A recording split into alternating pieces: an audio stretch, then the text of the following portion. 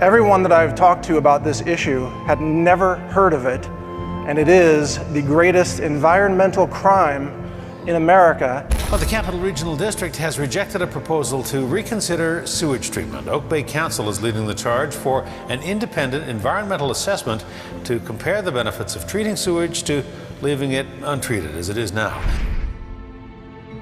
This is where biosolids are being produced. Everywhere across America, everywhere that a toilet flushes, everywhere that sewage lines converge in a city, they have a biosolids problem and they have to get rid of it. Raw sewage, finding a way to make it a little more useful for local farms by creating fertilizer. But the question is this change safe and sanitary? When Tom Esterbrook is gardening, he's not thinking about what's in the soil. I don't worry about that whatsoever. Remember, everything you flush down the toilet goes into these biosolids. If you wouldn't put it in your own garden, don't flush it down the toilet.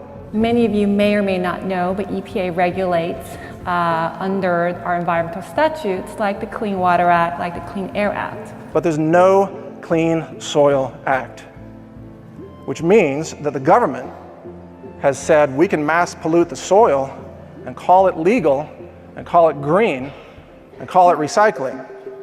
So we now have government legalized pollution, and it's been legalized by the EPA, which I would say, in my opinion, is a highly corrupt organization that needs to be radically reformed to actually protect the environment like they used to do back in the 1970s. The EPA and we as a country have inadvertently created really a devastating vector for bioterrorism of ourselves. Biosludge always contains one chemical we found. There's one chemical that's a marker for it. It's Benadryl, the over-the-counter drug.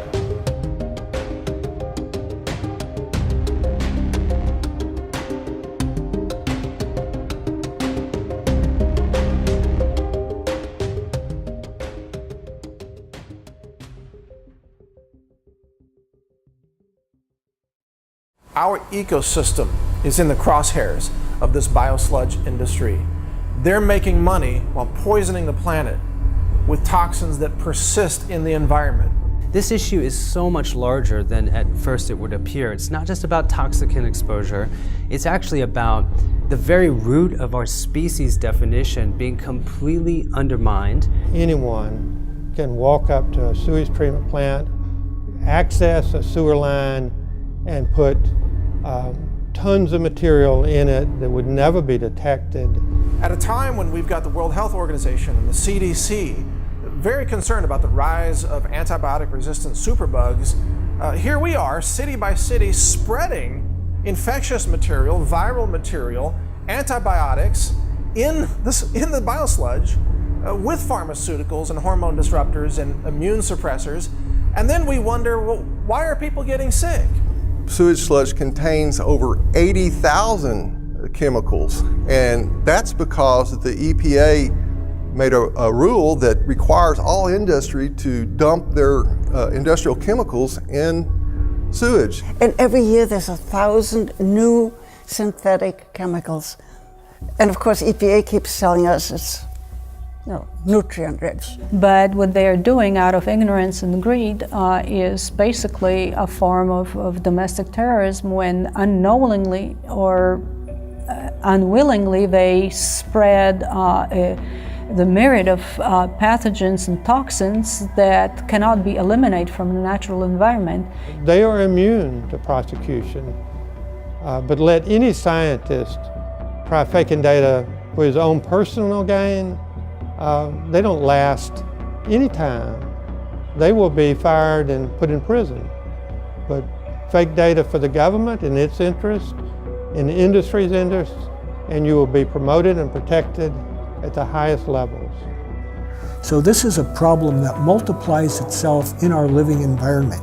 All it takes is one person in one city to create a tremendous infectious disease event that can be extremely costly. Any toxic chemical that a bioterrorist could want to use can be added to a sewer, go through the plant, be spread out in the surrounding city and countryside, courtesy of the municipal government. Nobody will know it until people start dropping dead.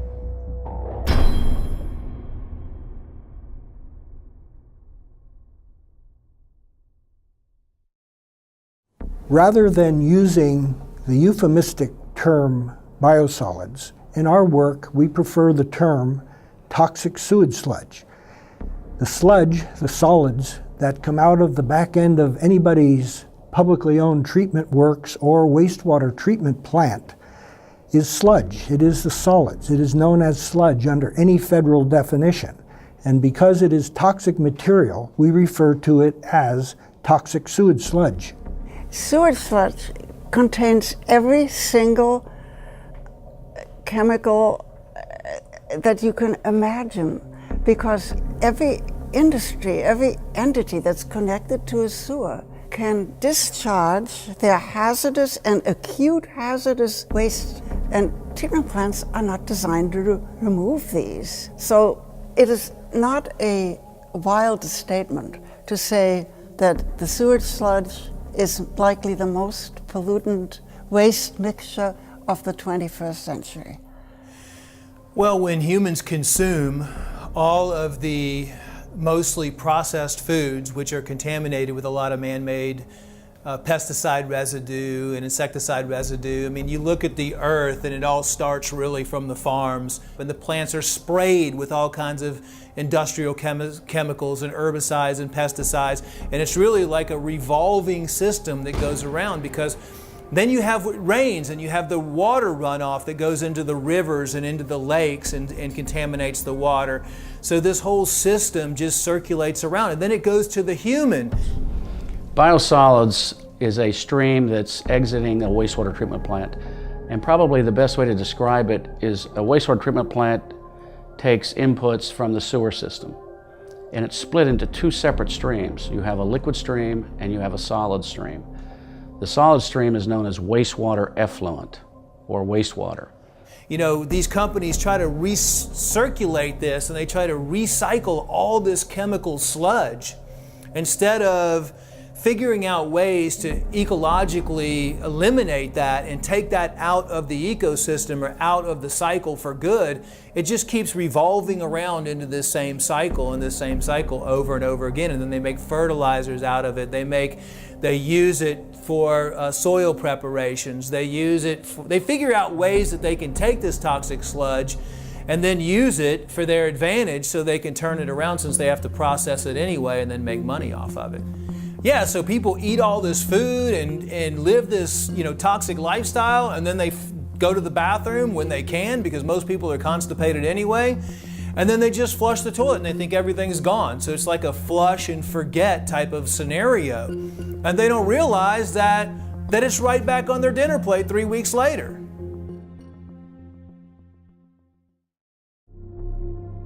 As part of our scientific analysis of biosludge products, we went out and purchased at retail in Austin, Texas, 3 different biosolids products that come from human sewage in different cities. Those products are Milorganite for gardens, Milorganite in the bulk bag for lawns, which comes from Milwaukee sewage. That's human sewage from the city of Milwaukee. And then Texas native Dillo Dirt, which is human sewage from the city of Austin. These 3 products all make extraordinary claims about being eco-friendly and safe to use on fruits and vegetables, and even safe to use around children and pets. So let's take a look at the packaging and see exactly what they're claiming. So we want to be green, we want to protect the environment, so we're suckers for this kind of product, this Dillo Dirt product, which has a cute little mascot with a little wheelbarrow. Doesn't say human feces on it. But at least on the back, in Austin, Texas, on the back of the bag, it says it recommends that you don't use this on crops for food production in humans. But animals, yeah, that's okay. Austin, Texas is by no means the worst. This is Milorganite. You notice the little eco-friendly label on the right? Look, it's eco-friendly. This is a bag of human feces, people, and it's eco-friendly.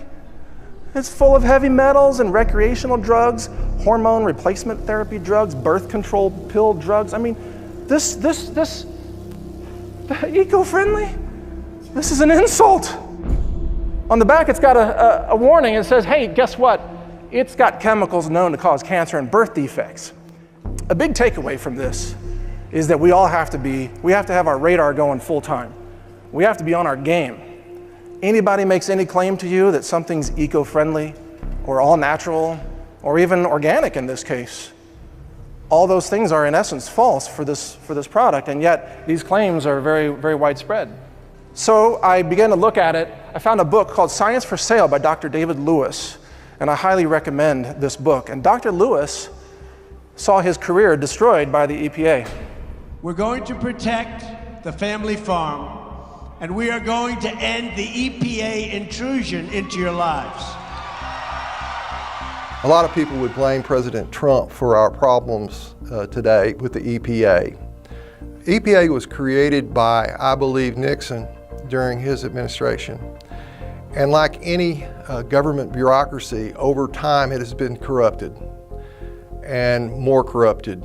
And now you see it controlled by parts of it by industry. The sewage industry is one. They're controlling the biosolids through lobbying, through money. It will be hard to take that down. Increasingly, from what I've observed, the EPA is almost more like a cheerleader for the industries that really are, at this point, causing vast contamination of the biosphere. When recently Monsanto was allowed to petition the EPA to increase the exposure limits for Roundup, it was clear at that time that this was really a horrific decision due to the fact that we know now Roundup can actually act as a carcinogenic endocrine disruptor in the parts per trillion range. The EPA is not what it used to be. I believe it was at least created for all the right reasons. At least I'd like to believe that. The reason for bringing EPA to life was to really protect the environment. But what EPA is doing right now, it's far from the environment and far from protection.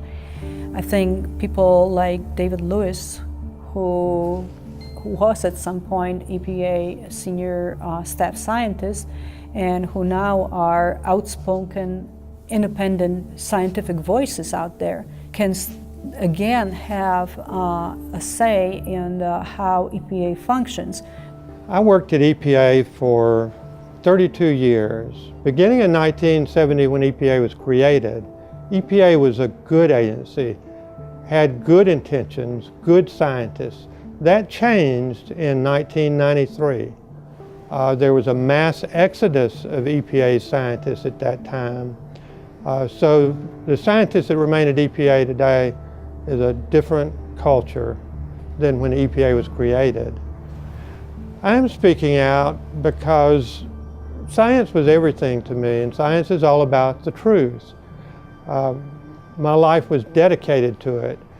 Once science at EPA was no longer about the truth, but it was about supporting certain industry practices and certain government policies, I wanted no part of it.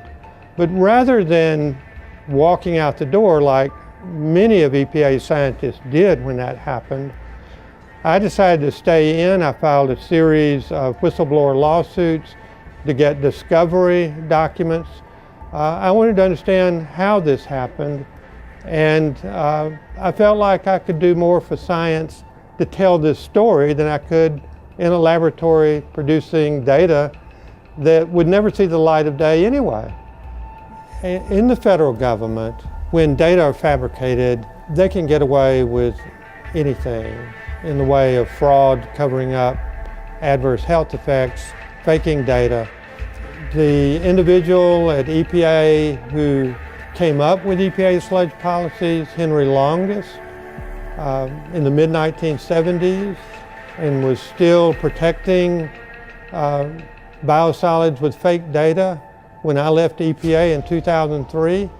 He received multiple presidential awards in the Rose Garden by President Bush, even though it was known all of the fraudulent activities he was involved with. They are immune to prosecution. But let any scientist try faking data for his own personal gain, they don't last any time. They will be fired and put in prison. But fake data for the government in its interest, in the industry's interest, and you will be promoted and protected at the highest levels. One of the very confusing aspects of this whole business of land-disposed toxic sewage sludge is based on the question, how can this be legal? If it is known to be so toxic, it is known to be the inciting agent of so many chronic and acute diseases, infectious diseases, cancer, neurological disorders. Well, it has to do with the U.S. Environmental Protection Agency. Years ago, they conferred the decisions on regulation and use of sewage sludge to the states. And the state departments of ecology or the state departments of environmental quality then had the right and the freedom to relax the regulations and adopt some EPA standards for concentrations of toxic, or to apply their own regulations. State agencies tend to be cooperative, so the State Department of Ecology in Washington State, as one example, collaborates very nicely with the State Department of Agriculture. And state departments of agriculture like to help farmers, and one way they help them is to figure strategy for reducing costs of farming, including the costs of fertilizers. Counties, on the other hand, and municipalities have an enormous burden of what to do with all the sewage sludge. Nearly every municipality has a wastewater treatment plant. All of the sewage sludge is toxic. Wastewater treatment plants, as I say, do not treat wastewater. They separate it into the solids and the water with the intent of recycling the water and beneficially recycling the solids. The problem is that the standards and the testing of the solids, what we refer to as toxic sewage sludge, are so low and so minimal that all of these flame retardants, pesticides, industrial chemicals, infectious agents from medical facilities and just from the general public, as well as from agricultural operations, all end up right back into our food supply and the environment. Rightly or wrongly, politicians are more concerned about their retirement and getting reelected. So it's, don't come in here and make waves. We have everything under control, and I have to worry about my retirement. You hear that so often with municipal workers. You know, I'm not interested in you making any waves. I'm not interested in saving a buck because it's not my money, it's somebody else's money. And I don't want to have to, you know, run the risk of maybe it not working and then I look bad and somehow I end up sacrificing my career. All those are absolute inputs into why decisions are made on a municipal and a government level. And the municipality has farmed it out under contract to corporations that have very good legal staffs and will fight it tooth and nail. And they have no incentive in truly trying to uncover what not only the hazards, but what the probability of exposure would be. They have no incentive in going out because it's going to upset their business model. Industries want to protect their bottom line. They will do anything as long as it's not illegal, totally illegal. They'll find the loopholes in the law and they will, you know. So the reason why EPA is still pushing this is because the same people who wrote those rules, we call them the 503 rules, that are the sludge rules, these same people are still in power. They are still in charge, and they will not admit, no matter how many dead bodies, no matter how many dead cows, no matter how many people got sick, they will never admit that they made a mistake, or they will never even admit that they based their data on information that is no longer, is antiquated, outdated, and maybe now we have new damaging data, and maybe now it's time to really overhaul the rules completely, that they will not admit it.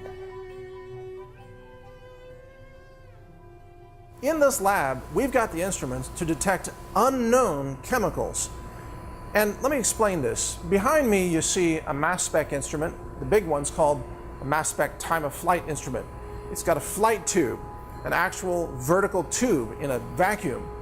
And molecules are projected and focused into an ion beam in that tube, and then the time of their flight, so to speak, or the time it takes for them to travel through that tube is measured to determine their mass to charge ratio. All right, we've done the mass spec analysis and we have the results here. What did we find? Well, I'd like to draw your attention to the screen right now. This is what's called the TIC result. This is the total ion chromatogram, or TIC for short. And here it is for the Dillo dirt from Austin, Texas. And here it is from Milorganite in Milwaukee. So right away we can see that these look different, and each peak is a different chemical. This is Milorganite. Every color is a different potential chemical that was found in the analysis. In fact, every peak is a different potential chemical, and if we zoom in on this, we can actually see that there are thousands of different chemicals. The numbers you see are the area response as well as the retention time. The x-axis is time, the y-axis is counts for that specific chemical mass. And if you look at our list over here, we see that we have 3,504 potential chemicals in the Milorganite sample. Right here is warfarin, blood thinner that can be deadly. One of the side effects is death. And that's just one chemical out of thousands. Here's atrazine, right here, atrazine-D5. Atrazine is a toxic herbicide that causes chemical castration and gender bender changes in both humans and amphibians. And here it is. We're seeing it identified as a likely candidate in this Biosludged sample. You are being exposed to thousands of different chemicals, and yet they call it organic and they call it eco-friendly. That's Milorganite. Even the name is misleading. And so let's take a look at Dillo dirt from Austin, Texas, and let's see how many chemicals we can find as potential candidates in that product. Is 1,969 candidate chemicals. So it's about half of the number of chemicals that were found in the Milorganite product, roughly about 4,000. This is roughly about 2,000. And yet, many of them are the same. We have pesticides, herbicides, atrazine, fungicides, pharmaceuticals. We have recreational drugs and industrial chemicals, as well as chemical solvents, plasticizers, hormone disruptors. All of these things are found in Dillo dirt. And this is in 1 microliter. 1 microliter, 1/1,000,000th of a liter of Dillo dirt.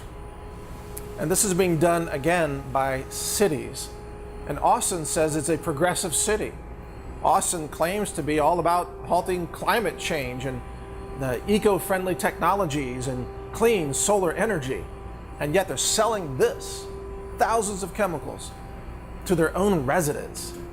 People are lining up to buy this stuff and put it on their gardens. They think they're home gardening with an organic fertilizer. Here's the truth that the city of Austin doesn't want you to see.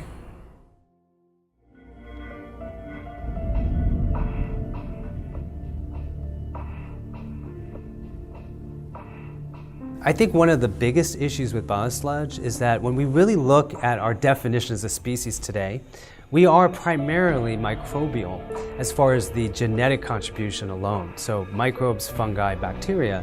And those microbes come largely from the food we consume and ultimately the soil that it's grown in. So when you're using biosludge to produce the food that then becomes the basis for our microbiome and our species definition, this issue is so much larger than at first it would appear. It's not just about toxicant exposure, it's actually about the very root of our species definition being completely undermined, and ultimately the trajectory is towards the degeneration of our species if we continue using this as a soil amendment. When I first started researching sewage sludge or biosolids, I went after the pathogen question. And there are probably, a couple of dozen pathogens, in sewage sludge. I found that the chemicals in sewage sludge is something that the sewage community does not want to talk about. In fact, they refer to it as contaminants. When I researched that, I came across an EPA document called the Targeted National Survey of Sewage Sludge, and the last one released was in 2009, and it listed hundreds of chemicals in sewage sludge.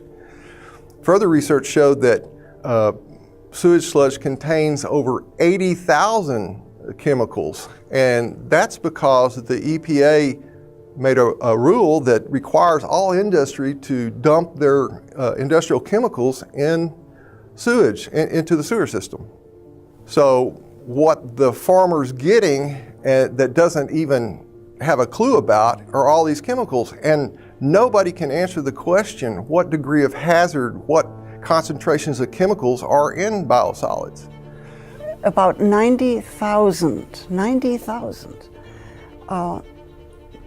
chemicals in commerce today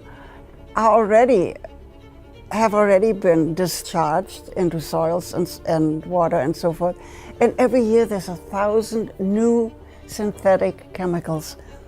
And of course EPA keeps telling us it's nutrient rich. This is a myth. I mean, yes, there are nutrients in there, there's nitrogen in there, but with this ability of industries able to discharge all their chemicals and into the waste stream, you have an unbelievably toxic containing material.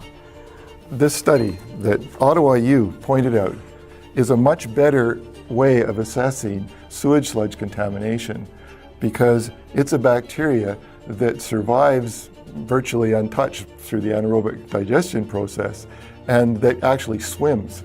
Whereas the other bacteria, like the E. coli, they're only on the actual sewage itself, on the particles. But this stuff swims, it lives, and it's almost, they said it's really restricted to sewage, like it comes from our colons in our bodies. And so they recommended that it be used as the indicator. Well, of course, that study was just disappeared.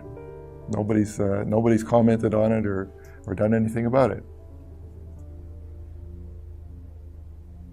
Let's take a look at biosludge under the microscope. So we've got a digital microscope here, and we've got some mill organite on a white tissue, and we're going to zoom in and start to take a look at what we can see.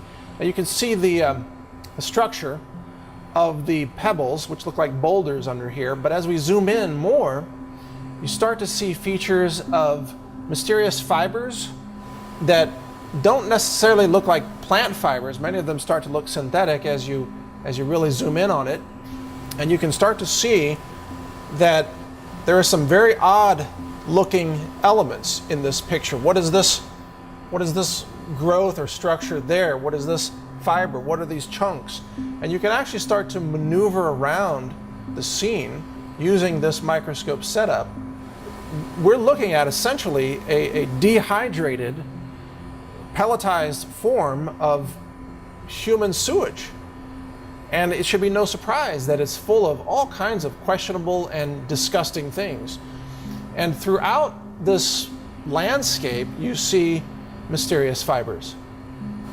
Now we're starting to see more details about this structure. What is this yellow object that's lodged here inside the turd boulder? What does this look like?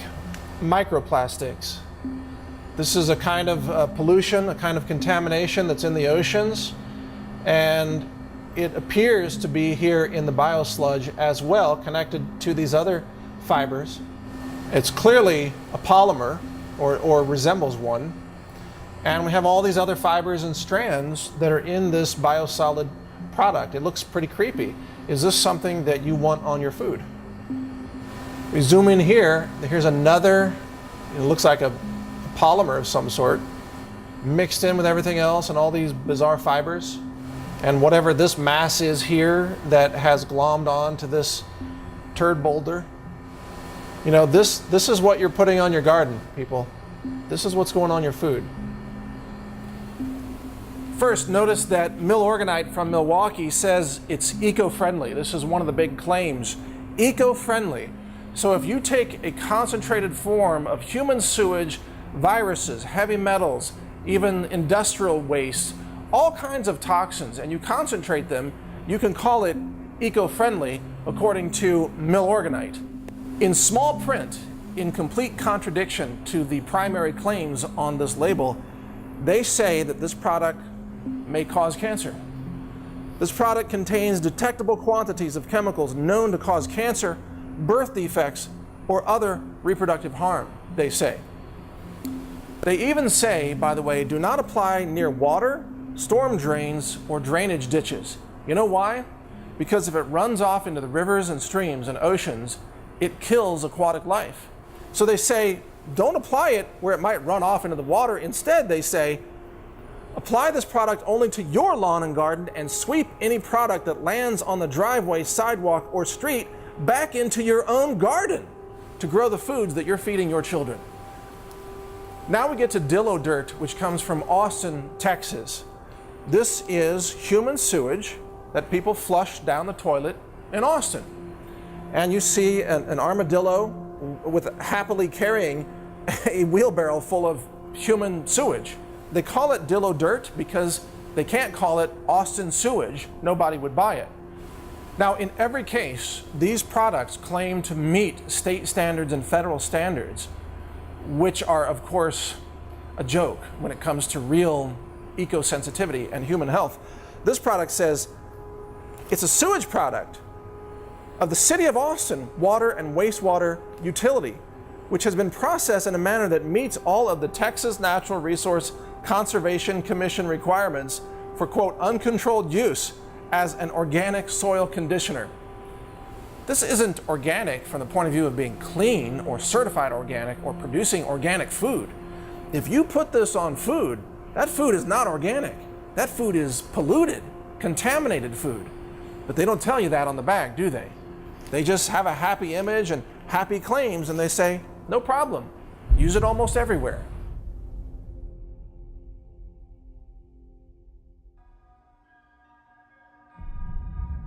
The E. coli, there's 157 different serotypes of E. coli in somebody's gut.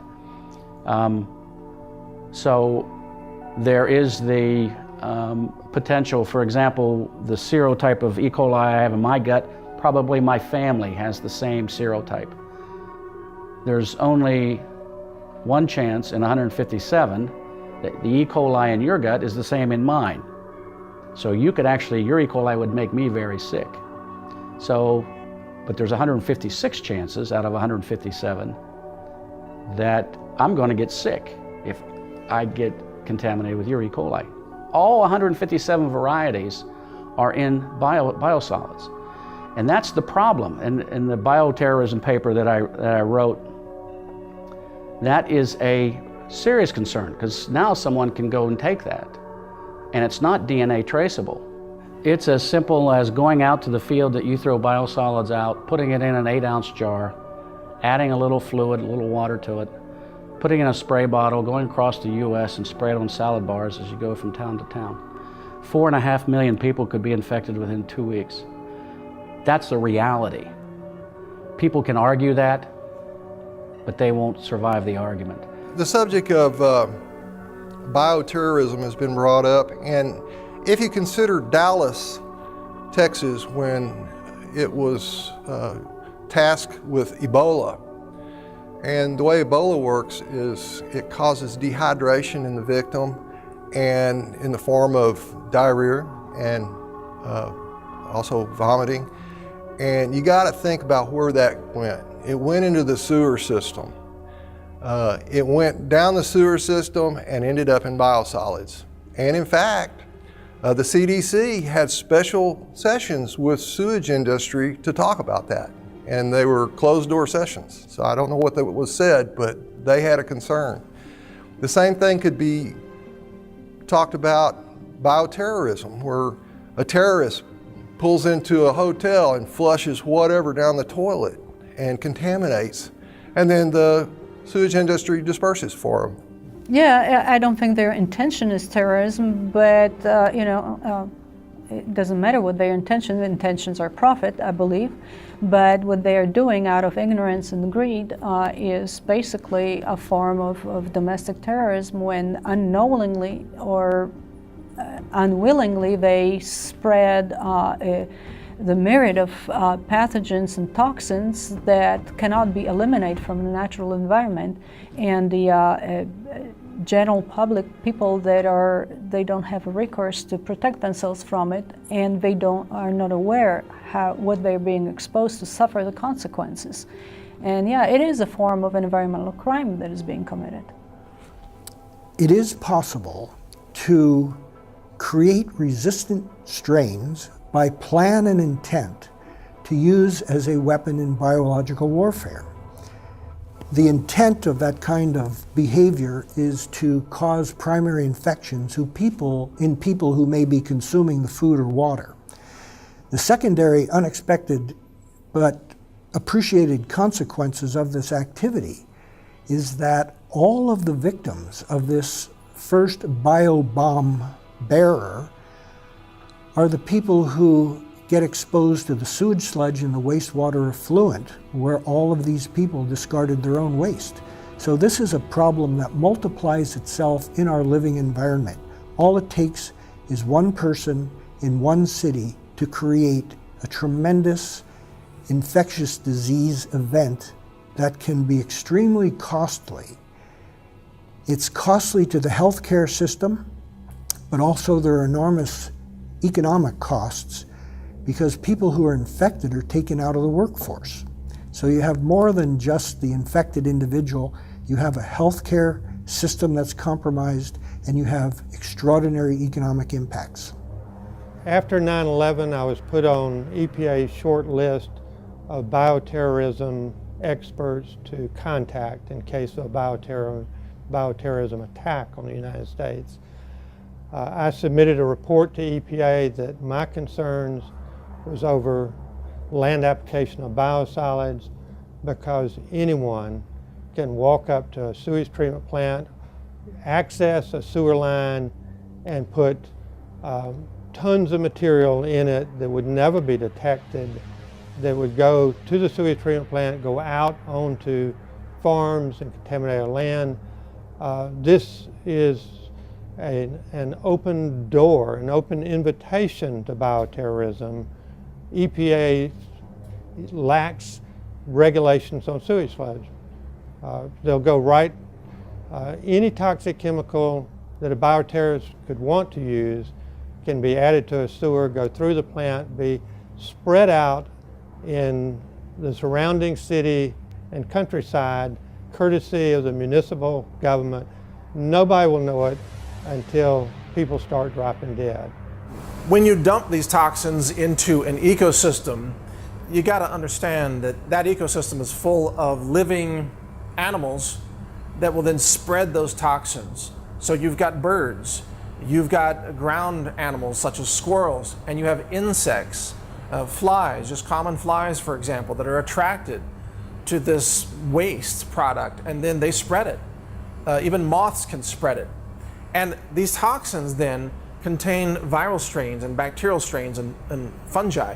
And this then gets spread out like an expanding biological weapon system. It's almost as if dumping biosludge in a forest or in any kind of natural area is a kind of ecological terrorism.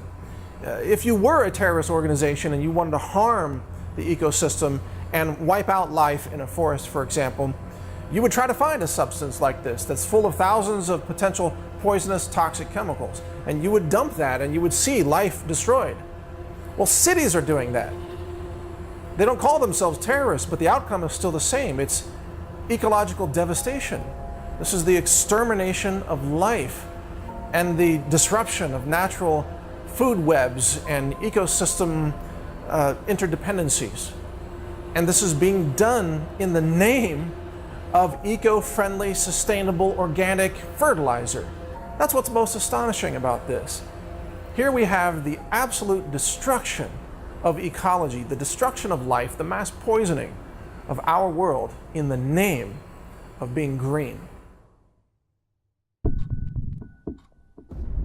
In this modern era, we would expect environmental firms and environmental organizations and environmentally sensitive agencies at all levels of government would be more concerned about human health and environmental health.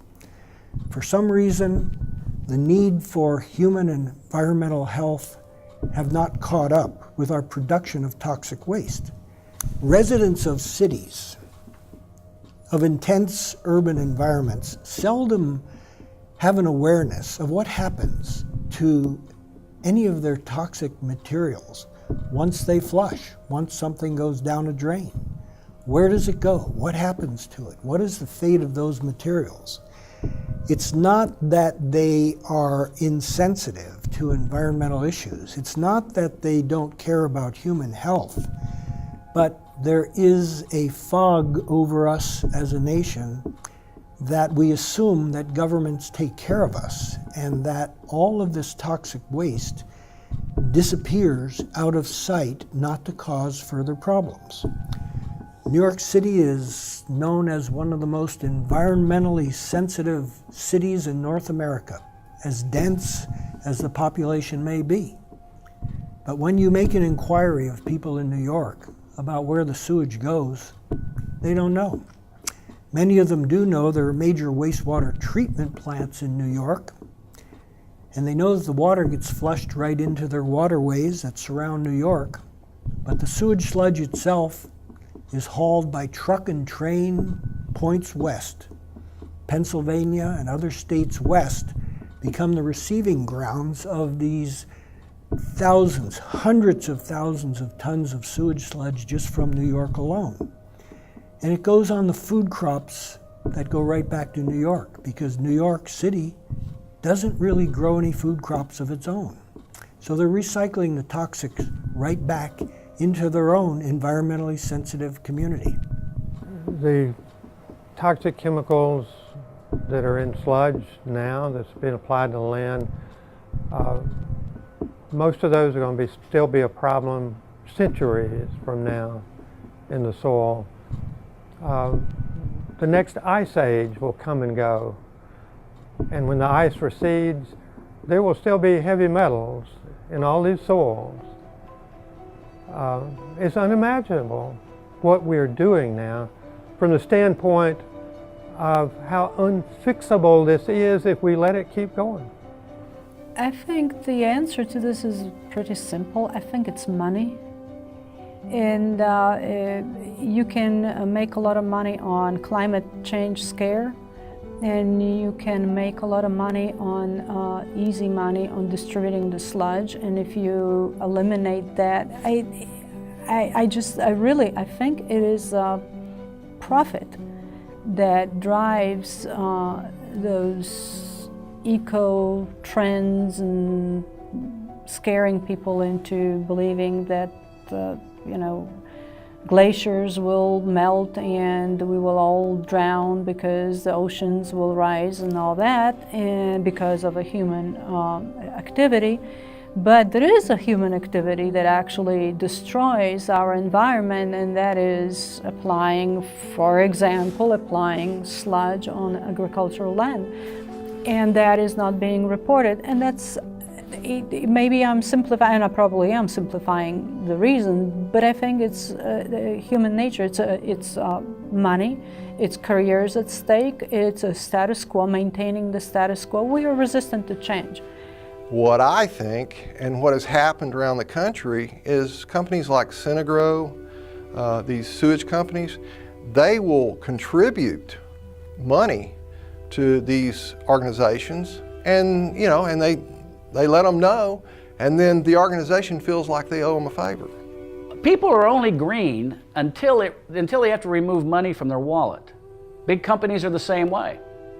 oh, let's talk about a good PR program here. We are definitely environmentalists. No, it's going to cost you $200 million for you to fix your wetlands problem. Well, we're not that green. I'm not going to spend that. I mean, everybody's green until it impacts them. That's the problem. They have no vision. They're only looking at it from a PR point of view as how does it generate more revenue for me? How does it generate more benefits for me? So making a shit brick and forcing people to buy it doesn't do anything for them. This is an attack on not just science, it's an attack on humanity. It's an attack on the integrity of the food supply. It's an attack on the sustainability of life on our planet. Our ecosystem is in the crosshairs of this biosludge industry. They're making money while poisoning the planet with toxins that persist in the environment and in combination may have unknown consequences for ecological health and human health. This could be affecting fertility for generations yet to come.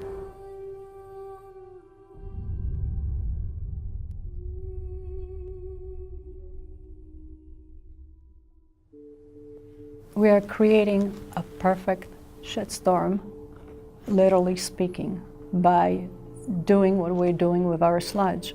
That it's basically a perfect recipe for long-term horrible consequences for natural environment and for humans. And it is, whether unintentional or intentional, it is a perfect recipe for long-term dire environmental and health consequences. An approach like Switzerland, I believe, is one of, they don't do any sludge application in farmland because people don't like it. And actually, Swiss government listens to their people, and they used to do that, and people spoke their mind, and they don't anymore. They incinerate it. But other countries, such as in Scandinavia and Europe, Germany and Switzerland in particular, in many areas have totally forbidden and abolished the land disposal of sewage sludge. So by default, they have to move to the thermal conversion or thermal decomposition alternatives. So German engineering and ingenuity have come to the fore in the production of new thermal conversion systems for converting sewage sludge into useful products for industry. But by incinerating it, you see, you've destroyed the toxic organic molecules. You've destroyed the pesticides and the herbicides. You've destroyed the hormone disruptors and the pharmaceutical hormone drugs, HRT drugs and so on. It's the incineration that is the critical process here. Now, you haven't eliminated all the heavy metals, but you've eliminated the organic molecules, which really is the greatest threat to this, and you've killed viruses and bacteria and fungi. Incineration is such a simple solution. You might wonder, why aren't cities doing it? Well, because it costs them money. It takes energy to incinerate biosludge. And so instead of spending the money and responsibly eliminating the dangers of their sewage product, they instead package it and claim it's organic and claim it's eco-friendly and then sell it to people where it goes on to poison the environment.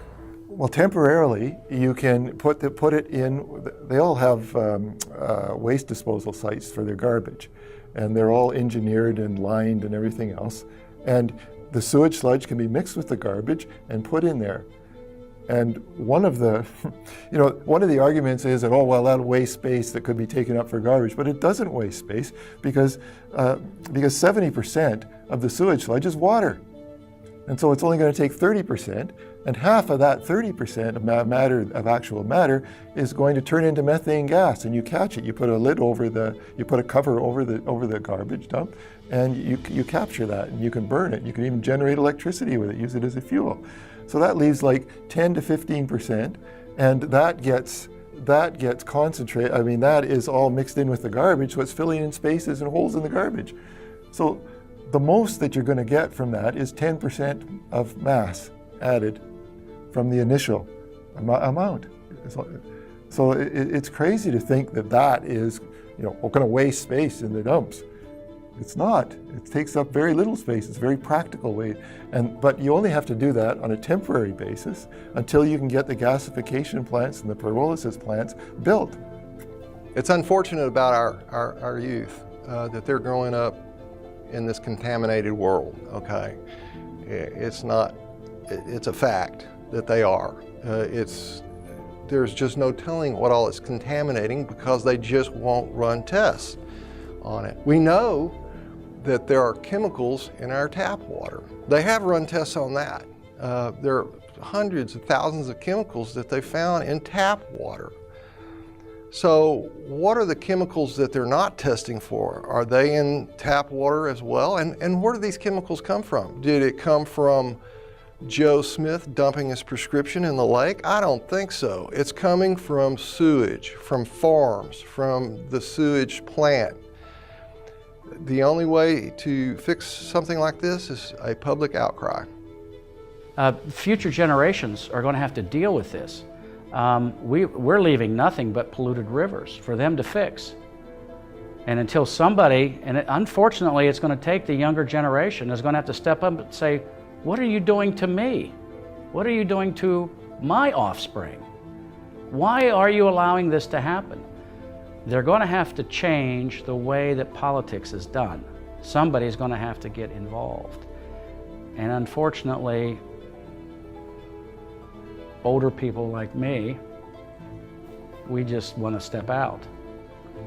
But it's the younger generation. In the changes that I've seen since the 60s are unbelievable. I can't believe that we've got to the polluted state, and this is in my lifetime. So that's less than 100 years. What's going to happen in 200 years if we don't turn this around?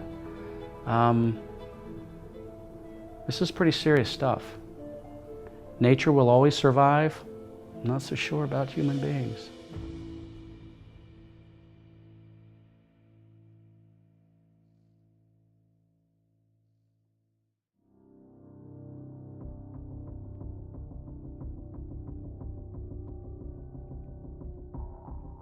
This is Mike Adams, the creator of the Biosludged film, founder of CWC Labs, publisher of naturalnews.com, and creator of the YouTube alternative video community known as Brighteon.com.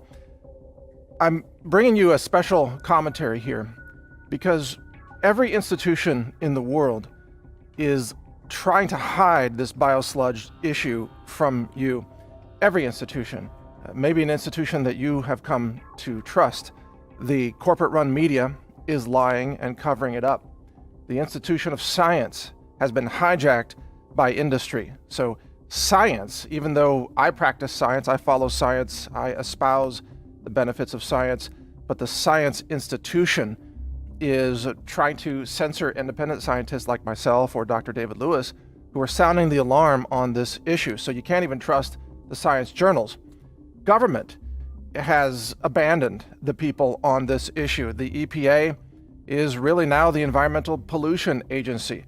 The EPA has become so corrupt and so beholden to the interests of industry that the EPA is frankly a clear and present danger to the people of the United States of America. There's no question at this point.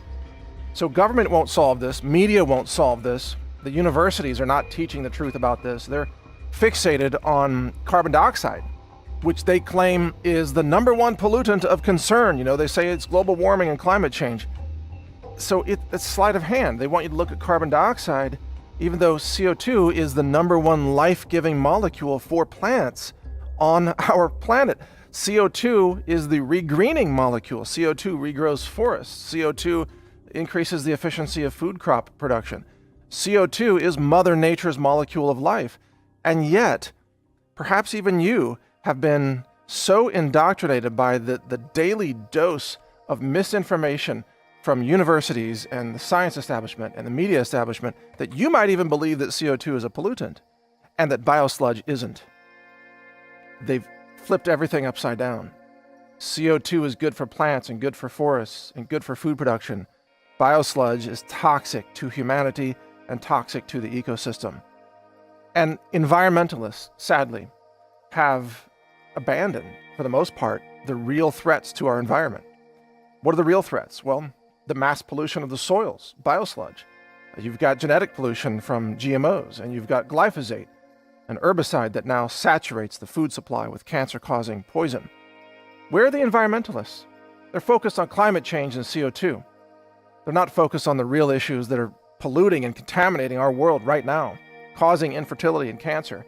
And even now we have this polio-like illness, this mystery disease that's affecting children all across America. There's a massive CDC cover-up.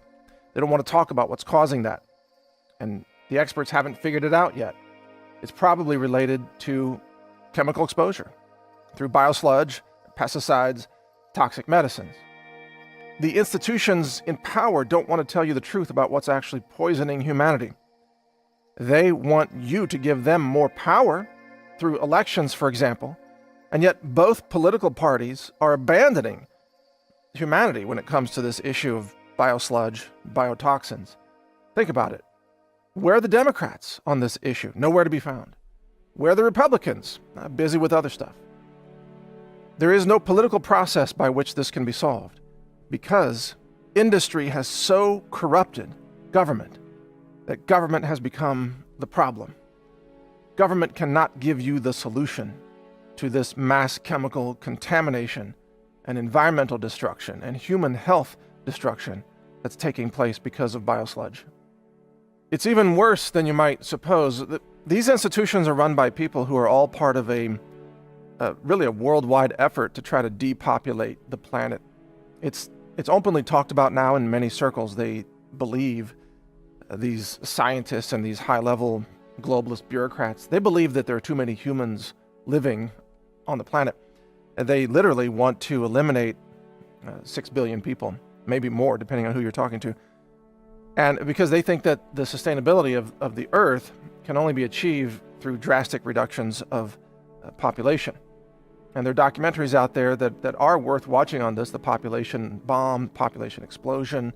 You can go back to the work of course, Ehrlich back in the 1970s, who warned about this. But ask yourself, you are part of that population that's living today. How do you suppose the powers that be might eliminate 6 billion people from the planet? To accomplish that, they either have to achieve mass infertility or mass death. Those are the only two options. And when you look at this practice of the mass poisoning of our soils and our food supply and our environment, you can't help but ask, is this deliberate? Is this a mechanism by which the human population is being exposed to an incredible array of toxins, not just chemical, but biological? Think about it. Every biological weapon system, let's say, that is dropped into the sewer system is then automatically spread by cities to the countryside, all across America.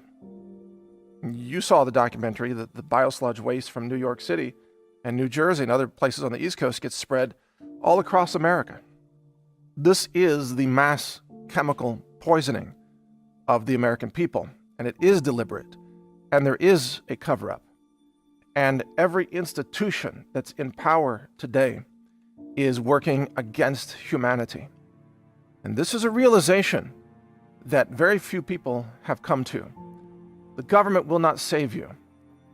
Voting Democrat or Republican will not save you. Asking science to solve this problem will not save you, because science is sweeping this under the rug.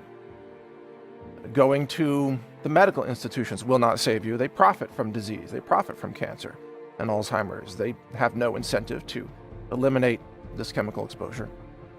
The agriculture giants, they have no interest in solving this problem because it's their poisons that are in the food supply. They are part of the problem. Bayer, Monsanto, you name it. There is no institution. The media won't tell you the truth about this. The environmentalists are too focused on climate change. Even the tech giants, they censor all this information. Facebook, Google, YouTube, and Twitter. They've been censoring my work for years. YouTube completely shut off my video channel earlier this year so that you could not see the videos that I'm producing. Videos that warn humanity about what's coming, about what's happening. YouTube is evil. Google is intensely evil. Facebook is evil. And they will censor anybody who talks about the true story of what's happening with Biosludged today. Because they do not support the environment. They do not support independent journalism. They do not support real science.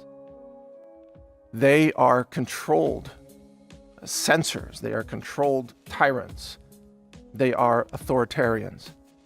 And anyone who dares to question the status quo, even if that status quo is engaged in the mass murder of humanity, they will be silenced, censored, shut down, shut off the internet. And viciously attacked on top of that, smeared, slandered, you name it. I've had all that happen to me, which is why I've put out this film for free. It's why I'm encouraging you to post this film to your own YouTube channel. Just give us credit, link back to brighteonfilms.com, but post it everywhere. Post snippets from the film. And we're going to do more. In the name of humanity, we're doing more. And we've got films coming up, all science-based films that will absolutely blow your mind. The next one is actually a short film that it'll rock your world. And it'll be censored. But if you go directly to brighteonfilms.com, you'll be able to see it. In fact, let me give you a few tips how you can stay in touch with my work. Number one, you can read naturalnews.com. We have announcements there. You can join the email list there for daily email newsletters.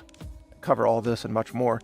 You can go to brighteonfilms.com and sign up to the email list there, and we'll alert you every time we release a new film. You can also just go to brighteon.com and join that online video community. And right now it's mostly political videos, but soon we're breaking that into segments. You'll have health, environment, survival and prepper videos, plus then politics and news. All that will be there in different segments, so you can choose the segment that you want. Most of all, you've got to wake up, and you've got to help wake up others. You know, there's such division in America today on politics, but it's all a scam. They've got us focused on hating each other for political reasons, or hating each other for race reasons, or some people hate white people now, and some people hate black people, some people hate Christians.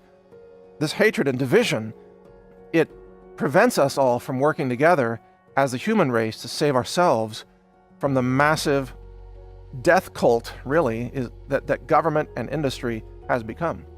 This collusion between industry and government, it's a death cult. It's a murderous regime. And if we don't stop them, all of us together as human beings, if we don't stop them, they will destroy our world. They will destroy our ecosystems. They'll destroy the aquatic marine ecosystems. They'll destroy all the fish in the sea. They'll destroy the land, the air, and the water. They'll destroy the food supply, and this is part of their goal. They literally do not want you around. They do not want humans to continue to proliferate. This is their stated goal. So if you want to survive, if you want to have a future for humanity, somehow we the people must really overthrow this entire system of government and industry and corruption. And this is not against free market capitalism, it's against corrupt capitalism, corrupt free markets. Some of you may say, well, free markets are the problem. No, corruption's the problem. Because look at communist China, the worst environmental nation in the world, run by communists.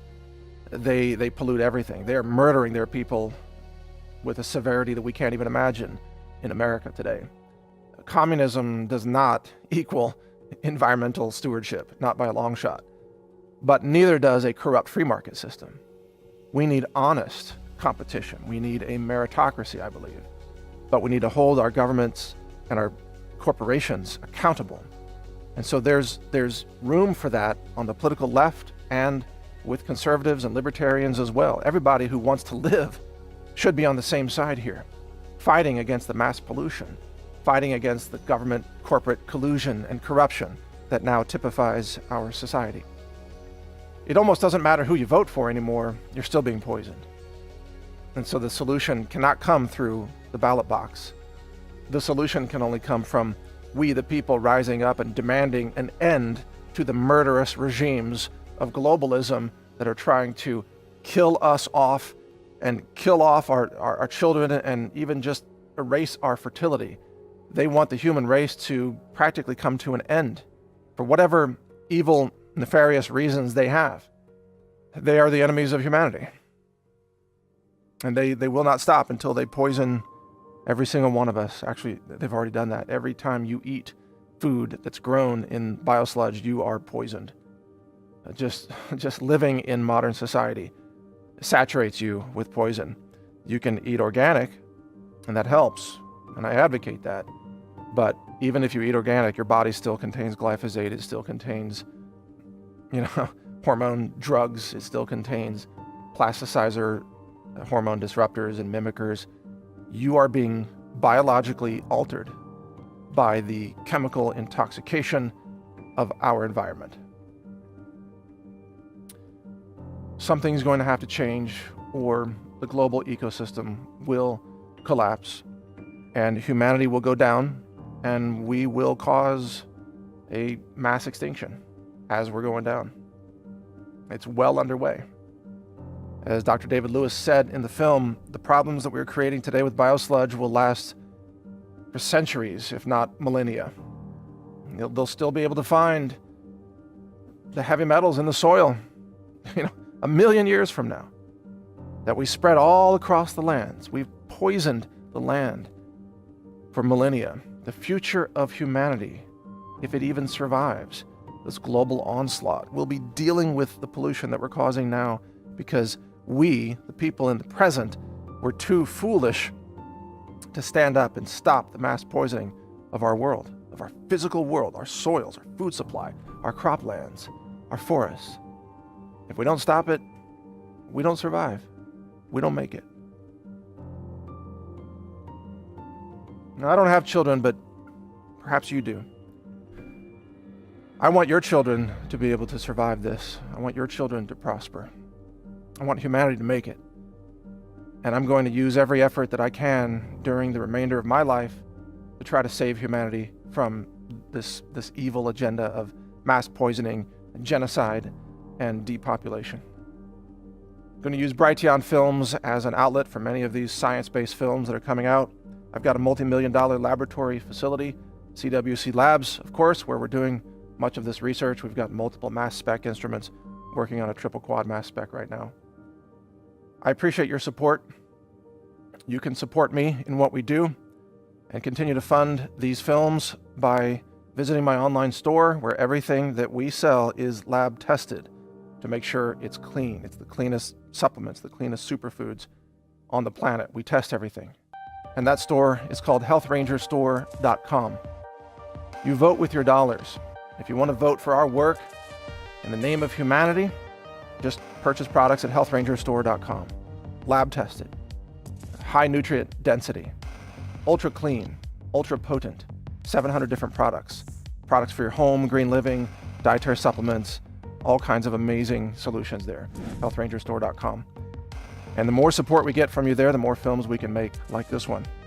And the more we can expand our science lab, the more we can really do the job that needs to be done, the job that the EPA has abandoned, the job the FDA has walked away from, the job the government's supposed to be doing, but they've become a joke. We, the people, have to do this, and I need your help to get it done. So thank you for your support. I'm Mike Adams. We will continue to produce films like this on topics that affect all of us, regardless of your political affiliation, regardless of your race, your gender, your sexual orientation, your religion, your nationality. I want you to live. I want you to be safe. I love humanity. I have compassion for every living being. And if we work together, perhaps we can stop this mass poisoning of our world. Thank you for watching.